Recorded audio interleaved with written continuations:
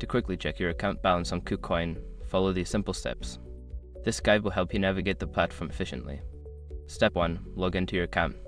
Visit the KuCoin website or open the mobile app. Enter your login credentials to access your account. Step 2. Navigate to the Assets section. Once loaded in, look for the Assets tab on the main dashboard. Click on it to view your account balances. Step 3. View your balances. In the Assets section, you will see a list of all your cryptocurrencies along with their respective balances. This gives you a quick overview of your holdings. Step 4. Check specific balances. If you want to check the balance of a specific cryptocurrency, use the search bar within the Assets section. Type the name or symbol of the cryptocurrency to find it quickly. Step 5. Log out securely. After checking your balances, make sure to log out of your account, especially if you are using a public or shared device. This helps protect your account from unauthorized access.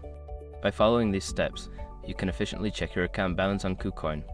Always ensure your account is secure and up to date.